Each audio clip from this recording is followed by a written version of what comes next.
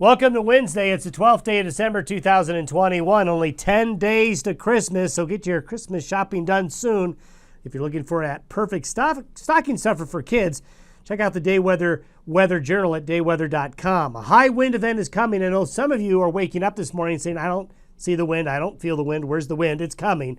As the cold front that was in California yesterday comes over the Continental Divide by mid to late morning, strong winds will hit the high plains of Wyoming, Nebraska, Colorado, Kansas, parts of South Dakota down to New Mexico, Oklahoma, and Texas. Some 80-mile-per-hour wind gusts are possible. Now we're going to see another little wave bring another shot of snow to the mountains Thursday through Friday. A break in the weather is going to happen Saturday through Tuesday. Saturday through Tuesday, it'll be a little chilly, a little breezy, but not much going on. So if you need to travel Saturday through Tuesday, nothing too bad. Question marks for Christmas Eve and Christmas Day. Our long-range models are a bit in asunder right now, so don't know quite yet what to pin down for Christmas Eve and Christmas Day, so stay tuned. One thing we're certain of, at least for another week, it's going to be a real struggle to get wet east of the divide.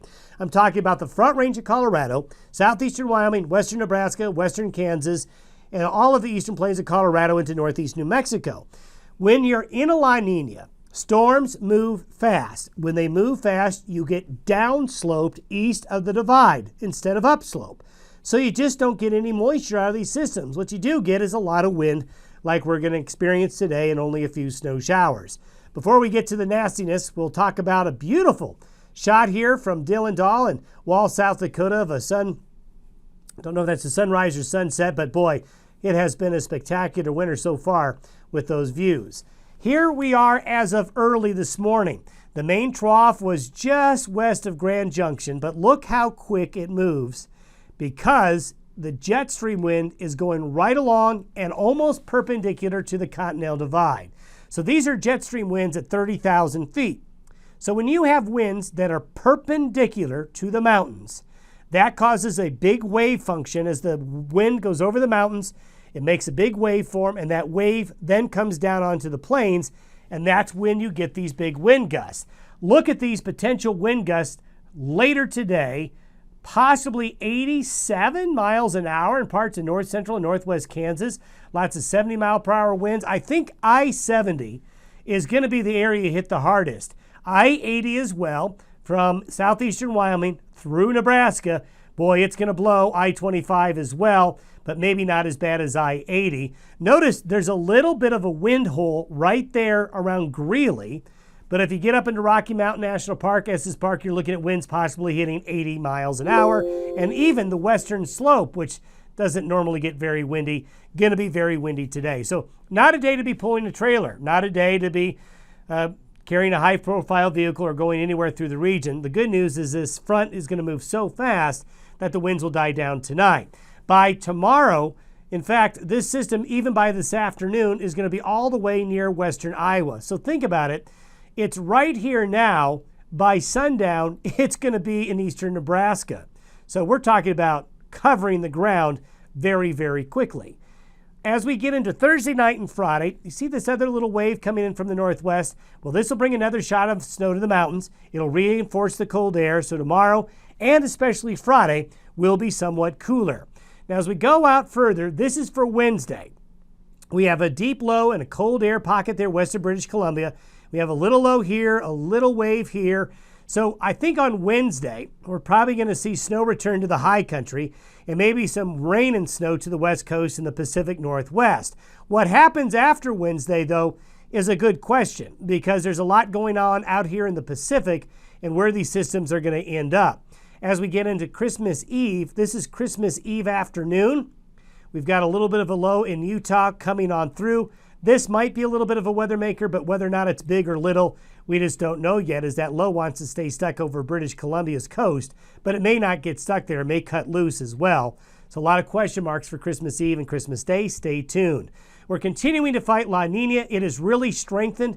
Look how cold relative to normals those sea surface temperatures are. See the green, see the purple? So you're talking about sea surface temperature anomalies now that are approaching 4 degrees Celsius. So that is some really cold water, and we still have these cold waters up here in the Gulf of Alaska. We do feel that La Nina is right now peaking.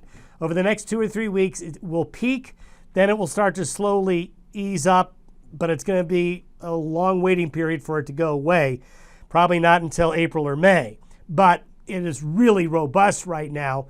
So one reason for all the wind, what we're dealing with now, you can thank La Nina. And boy, it really shows up here. This is the 10-day precipitation forecast. Notice the whole of precipitation from southeastern Wyoming to the Front Range of Colorado to the plains. Notice there's a ring of forecasted precipitation behind it.